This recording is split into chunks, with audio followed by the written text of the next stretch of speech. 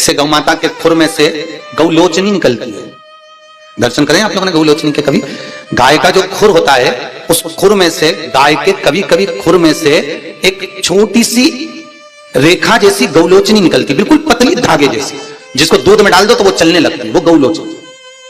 उस गौलोचनी का प्रमाण है कि शंकर भगवान पर कार्तिक महीने में उसका चंदन, शिव जी पर उसका चंदन नारायण पर चढ़ाया जाता है। और वो गौलोचनी का तिलक लगाकर किसी व्यक्ति से कोई काम निकालना है, तिलक लगाकर चले जाइए, काम 15 मिनट के अंदर कर दे देगा। वो गौलोचनी का नियम है। मालूम जैसे गाय के खुर में से गौलोचनी प्रकट होती है, उसी तरह नंदी बेल के चरणारविंद की रज में से भी चंदन का भाव प्रकट होता है। तो क्या हो गया कि ये जो रोड हो गई ना, ये डामर की हो गई, तो खरोदे भी तो काम मिट्टी निकले। पर जहां कच्ची भूमि होती है, जहां पर बेल नंदी जो भूमि को खरोदता है, उसका बड़ा महत्व है, बड़ा महत्व। झगड़े में, लड़ाई में, विवाद में, हर जगह मैत्री कराने में, प्रेम में, स्नेह में महाराज, संपदा में, रोग मुक्ति में महाराज।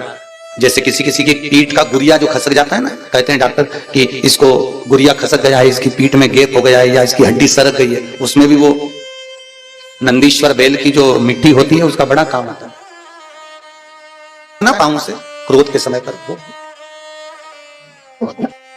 शिव कथा कह रहे, मैं प्रकट मां बहुला ने, और बहुला गाय के गर्भ से भगवान शंकर का एक अवतार नंदीकेश्वर प्रकट हो गए।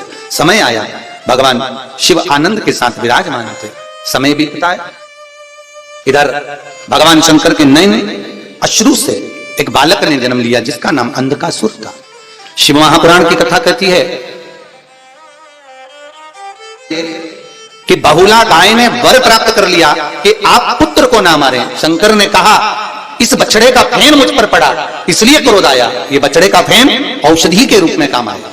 आपको पहले भी कथा में कहा कि जिसके शरीर पर व्हाइट स्पॉट पड़ जाते हैं, सफेद चमड़ी हो जाती है, या चमड़ी कहीं से सफेद हो जाती है, तो पूर्णिमा के दिन कोई बछड़े को गाय दूध पिला रही हो और उसके मुख पर जो फेन आ जाता है उसको चम्मच में ले लिया जाए, और उसको लेकर जहां पर सफेद चट्टे पड़ गए, सफेद चमड़ी पड़ गई, पूर्णिमा की रात्रि को 12 बजे शरीर पर लगा लिया जाए और 15 से 20 मिनट तक चंद्रमा की रोशनी में बैठा जाए। पर ऐसी जगह लगाना कि शरीर पर कोई वस्त्र, कोई धागा, कोई सामान ना रहे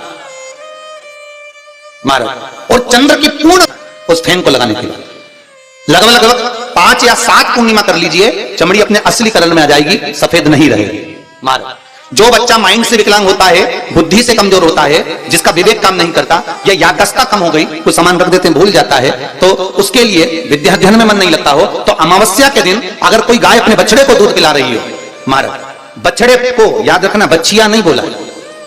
कई लोग गलत गलत उपयोग कर लेते, बाद में कहते हैं हमारा काम नहीं हुआ।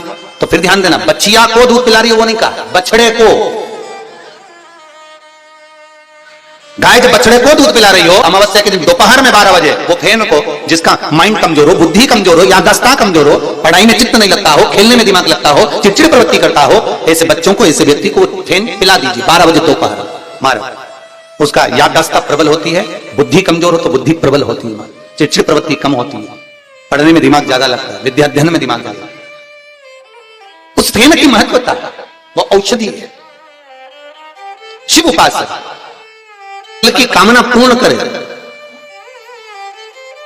वो कौन सी जगह, कौन सा स्थान पर, किस दिशा में हम शंकर को एक लोटा पानी चढ़ा दें, या कोई वस्तु भी हम शिव को समर्पित कर रहे हैं, तो वो कौन सी दिशा में बैठकर करना चाहिए कि जहां बैठकर शिव हमारे मन की बात स्वीकार कर। शंकर को ना पूर्व से मतलब है ना पश्चिम से मतलब है।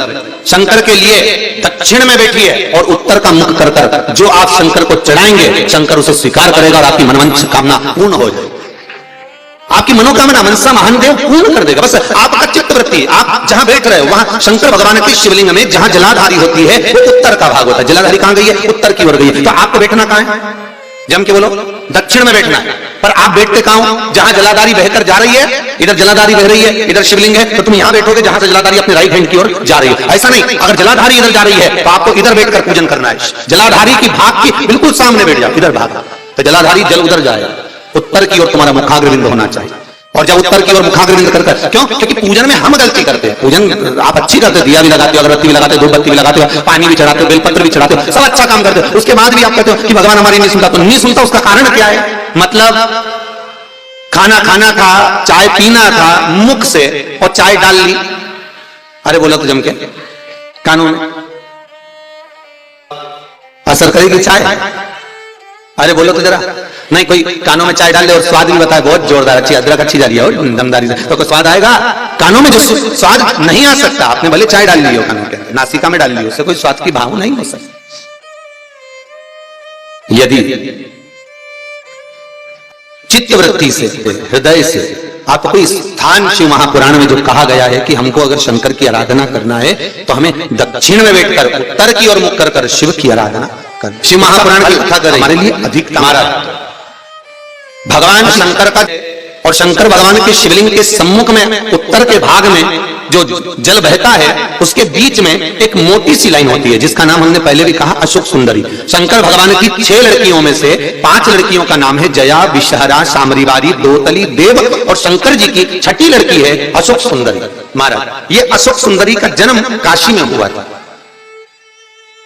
जिस काशी का नाम क्या नाम था, उस काशी में अशोक सुंदरी का जन्म, अर्थात माता पार्वती को भगवान भ्रमण कराने के लिए जब पार्वती मैया बोली आज मेरा मन कर रहा है कि अपन नंदनवन चलते, तो भगवान शिव काशी ले गए पार्वती मैया, और वहां उन्होंने एक वृक्ष को सम्मुख में बैठकर माता जगतजननी जगदम्बा माता पार्वती ने उस वृक्ष की साक्षी में उस वृक्ष से एक कन्या को प्रकट करा जिसका नाम शोक को दूर करने वाली अशोक सुंदरी।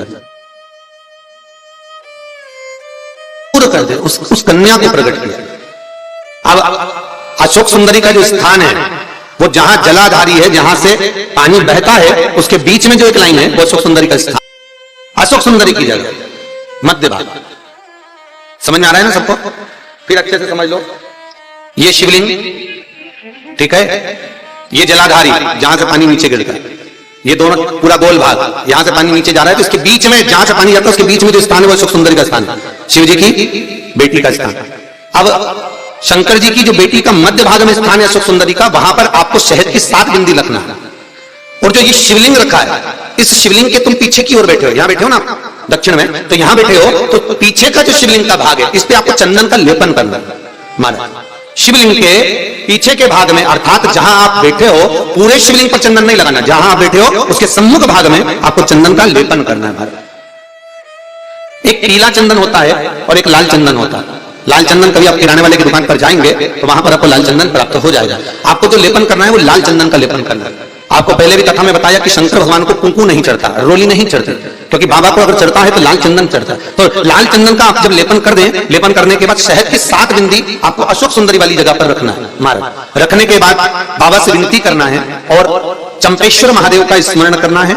चंपेश्वर महादेव का स्मरण कर कर हाटकेश्वर महादेव का नाम लेकर बिंदी को लगाना है। लगाने के बाद उसी बिंदी को आपको एक कटोरी में, अब बिंदी कितनी लगेगी, जरा जरा सा शहद लगेगा, उसको छोटी सी कटोरी में लेकर जाना है। महाराज उसको लाने के बाद में शाम के समय पर प्रदोष काल के अंतर्गत, प्रदोष काल किसको कहा गया, सूर्य अस्त जब होता है, सूर्य अस्त के समय से 1-1.25 घंटे का जो समय वर्णित किया गया वो प्रदोष काल का वर्णन किया गया। महाराज तो उस समय पर नैनों में उसको काजल जैसा लगाना है और ऊपर की ओर देखना है। लगभग 1 मिनट देख लिया, 1.5 मिनट देख लिया, बहुत है महाराज, उतना बहुत काजल जैसा लगा।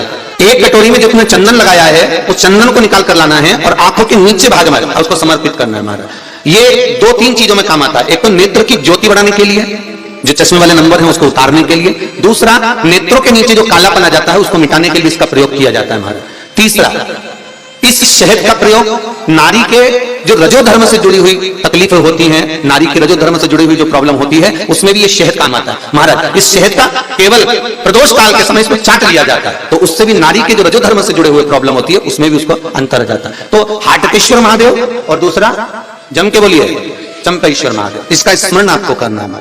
इसको धारण कर कर आप सुख को प्राप्त कर। तो भगवान शिव देने वाला है, बस आपको प्राप्त करने का एक स्थान, शंकर को रिझाने की एक जगह, शिव को प्राप्त करने का एक स्थान होता है जहां से हम शिव को प्राप्त कर सकते हैं, जहां से हम शंकर को प्राप्त कर सकते हैं। क्योंकि हम नहीं रिझा रहे, आप तो व्रत नहीं करते हो, बोलो करते हो कि नहीं करते? सारे व्रत करते हैं, चाहिए ना, थोड़ा बहुत तो मिले ना, देखो है थोड़ा बहुत मिल जाए पर मिलना तो चाहिए। नहीं मिलने का कारण क्या है कि व्रत तो आप कर रहे हो पर व्रत वहां तक पहुंच रहा है क्या, वो भी तो देखो। अर्थात हमारी पूजन में, हमारी आराधना में, हमारी अर्चना में कोई ना कोई कमी जरूर। आप आए नहीं और सुबह हो गई, मेरी पूजा की थाली धरी की धरी रह गई। क्यों नहीं आया?